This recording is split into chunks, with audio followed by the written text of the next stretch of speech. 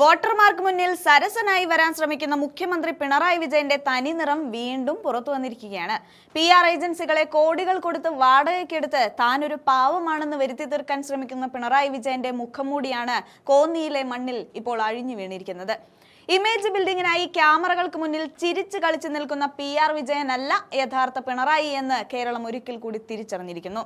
കോന്നിയിലെ തെരഞ്ഞെടുപ്പ് കൺവെൻഷനിൽ പ്രസംഗിക്കുന്നതിനിടയിലാണ് സ്വന്തം മണികളിൽ ഒരാൾ CMA ഒരു ചോദ്യം എന്ന് ചോദിക്കാൻ തുനിഞ്ഞത്. സാധാരണ ഒരു ജനാധിപത്യ രാജ്യത്ത് ഒരു ഭരണാധികാരി ചെയ്യേണ്ടത് ആ ചോദ്യത്തിന് മറുപടി നൽകുകയോ അല്ലെങ്കിൽ കേൾക്കാൻ തയ്യാറാവുകയോ ആണ്. എന്നാൽ ചോദ്യം ചോദിച്ച സഖാവിനോട് അത് വീട്ടിൽ പോയി ചോദിച്ചാൽ മതി എന്നായിരുന്നു മുഖ്യമന്ത്രിയുടെ ആക്രോശം. ജനങ്ങളുടെ ചോദ്യങ്ങളെ ഭയക്കുന്ന, വിയോജിപ്പുകളെ അടിച്ചമർത്തുന്ന ഒരു ഏകാധിപതിയുടെ സ്വരമാണ് കോന്നിയിൽ നമ്മൾ കേട്ടത്.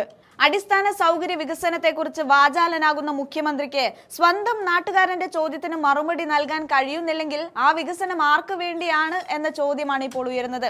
ഇതൊരൊറ്റപ്പെട്ട സംഭവമല്ല. തെരഞ്ഞെടുപ്പ് പ്രചാരണത്തിലുടനീളം തന്റെ നിഘണ്ടുവിലെ ഏറ്റവും മോശം വാക്കുകൾ ഉപയോഗിച്ച് രാഷ്ട്രീയ എതിരാളികളെയും സ്വന്തം സഹപ്രവർത്തകരെയും അധിക്ഷേപിക്കുകയാണ് പിണറായി വിജയൻ. അമ്പലപ്പുഴയിലെ സ്വതന്ത്ര സ്ഥാനാർത്ഥിയും മുൻ മന്ത്രിയുമായ G. സുധാകരനെ ചെറ്റ എന്ന് വിളിച്ചതിലൂടെ തന്റെ സംസ്കാരം എന്താണെന്ന് അദ്ദേഹം ലോകത്തിന് കാട്ടിക്കൊടുത്തു. വർഷങ്ങളോളം ഒപ്പം പ്രവർത്തിച്ച ഒരാളെ വഞ്ചകനെന്നും ചെറ്റ എന്നും വിളിക്കാൻ ഒരു മുഖ്യമന്ത്രിക്ക് എങ്ങനെ സാധിക്കുന്നു? പാവപ്പെട്ടവർ താമസിക്കുന്ന ചെറ്റപ്പുരകളെ പോലും അപമാനിക്കുന്ന തരത്തിലുള്ള ഈ പ്രയോഗം ഒരു ഭരണാധികാരിക്ക് ചേർന്നതാണോ? G. സുധാകരൻ തന്നെ ചോദിച്ചതുപോലെ മുഖ്യമന്ത്രി സ്ഥാനത്തിരിക്കാൻ പിണറായി വിജയൻ യോഗ്യനാണോ എന്ന് കേരളം ചിന്തിക്കേണ്ടിയിരിക്കുന്നു.